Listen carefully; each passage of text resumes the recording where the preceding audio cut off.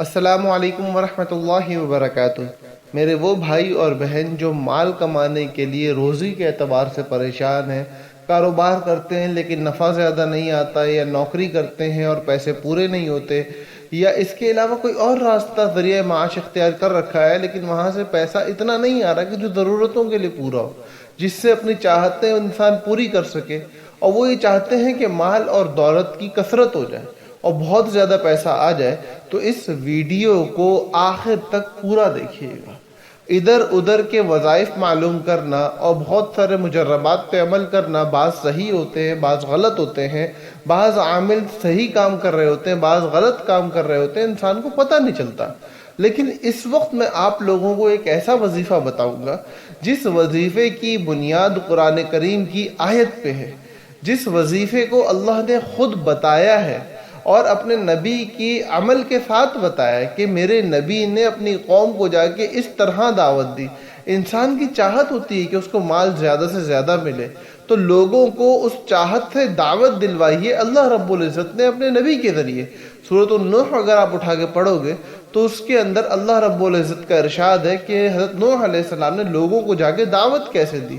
فرماتے ہیں فَقُلْتُ اسْتَغْفِرُوا رَبَّكُمْ إِنَّهُ كَانَ غَفَّارًا يُرْسِلِ السَّمَاءَ عَلَيْكُمْ مِدْرَارًا وَيُمْدِدْكُمْ بِأَمْوَالٍ وَبَنِينَ۔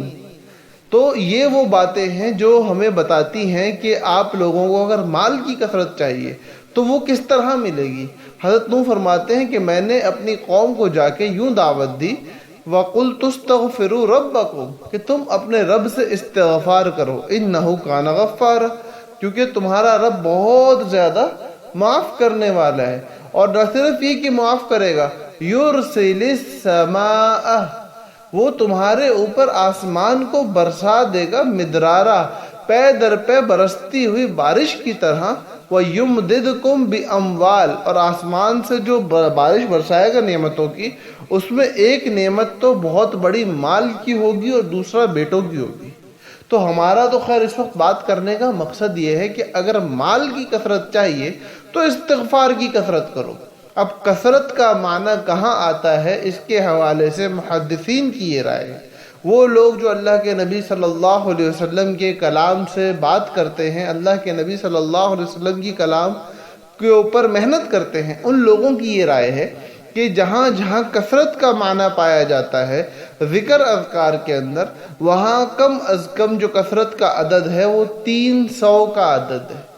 300 کا عدد ایسا عدد ہے کہ جس پہ کثرت کی دلالت ہو جائے۔ تو اگر کوئی شخص ایسا ہے کہ جو چاہتا ہے کہ اس کو مال وافر ملے، کثرت کے ساتھ مال ملے، بہت زیادہ مال ملے، ایسا مال ملے کہ جہاں ہو وہاں اس کے آگے مال ہی مال بکھرا ہوا ہو، اور اللہ کی طرف سے مال کی بارش اس کے اوپر ہو جائے، پیسے دولت جائیداد کی بارش اس کے اوپر ہو جائے، تو اس کو چاہیے کہ وہ استغفار کثرت سے کرے، اور اس 300 کے عدد کو پورا کرنے کے لیے ہر مسلمان پہ نماز فرض ہے، اپنے اوپر اس بات کو لازم کر لے کہ میں ہر نماز کے بعد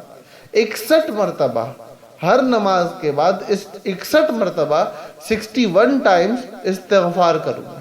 اب وہ اللہم اغفر لی استغفر اللہ کا صیغہ ہو یا کوئی اور لمبا استغفار ہو، وہ آپ کی مرضی، لیکن کم از کم ہر نماز کے بعد 61 مرتبہ۔ دیکھو، ہمیں مال اللہ سے چاہیے، ہمیں مال حلال چاہیے، ہمیں حرام نہیں چاہیے۔